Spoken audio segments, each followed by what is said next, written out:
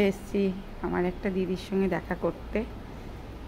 এই যে দেখো, এই মাসিমারা আছেন, সুন্দর, মানে খুবই সুন্দর একটা মানে উপস্থাপনা করেছেন। যেই মানুষগুলো রাস্তায় ঘুরে ঘুরে বেড়াতো, তবু তো এদের একটা থাকার রাস্তা না হয়েছে, তাই না? বলো একটু, তোমার বাড়ি কোথায় ছিল? গাড়াইপল্লিতে ছিল। আচ্ছা আচ্ছা, পরে আমি কলাতলার চলে গেছিলাম। ও ওখানেই থাকতে, দিয়ে ওখান থেকে এখানে এসছো? ভাড়া থাকতো। ও, এখন তো আর কিছু কাজ টাজ করতে পারো না। বোন, তোমার বাড়ি কোথায় ছিল? বাস স্ট্যান্ডেই বাড়ি ছিল? মানে বাড়ি ছিল? হ্যাঁ, দেশে বাড়ি কি হলো? বিক্রি হয়ে গেছে। বাবা মা মারা গেছে, বাড়িও বিক্রি হয়ে গেছে। তুমি আর কিছু পাওনি? পেয়েছি, ওই তোমার মার একটা ওষুধ পড়েছিল, খরচ হয়ে গেছে। তোমার নাম কি বলো? মৌতুলি। মৌতুলি। মৌতুলি। দেখো, একটা ছোট্ট বোন, মৌতুলি, খুবই অল্প বয়স, কিন্তু আজ বড় অসহায়, কেউ নেই। সত্যি এদেরকে দেখলে খারাপ লাগে।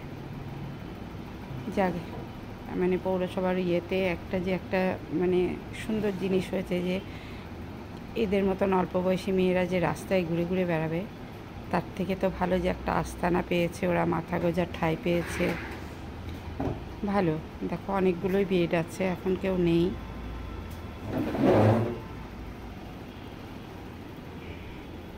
সবারই কিছু না কিছু ছিল, কিন্তু আজ আর এদের পাশে কিছু নেই। তোমার কোথায় বাড়ি ছিল মাসিমা? বাংলাদেশে। বাংলাদেশে? এখানে কি করে এলে? ঘুরতে ঘুরতে চলে এসেছো, ভালো লাগে এখানে?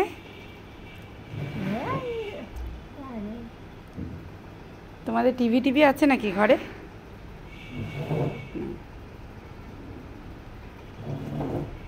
যাই হোক, পেট ভরে তো দুটো খেতে পাও, বলো, একটা থাকার জায়গা পাচ্ছ, এটাই তোমাদের কাছে একটা বড় পাওনা। হ্যাঁ গো, যাও। তোমার কোথায় বাড়ি গো দিদি? চাকদায়? তোমারও কেউ নেই? কতদিন ধরে এখানে আছো? 3.5 বছর। যাক, এমনি কোনো অসুবিধা নেই তো? অসুবিধা বলতে দুবেলা খাওয়া পাচ্ছি, এদিকে কোনো অসুবিধা নেই। মাজা ভেঙে গেছিল বলে একদম। তোমার স্বামী তো? স্বামী আছে, স্বামী বিয়ে করেছে? আর বাচ্চা টাচ্চা? না, নেই। যাক, ভালো আছো, একটা তো মাথা গোঁজার ঠাঁই পেয়েছো। ঠিক আছে, চলো তাহলে রাখি। ভিডিওটি যদি ভালো লাগে লাইক কমেন্ট শেয়ার করো।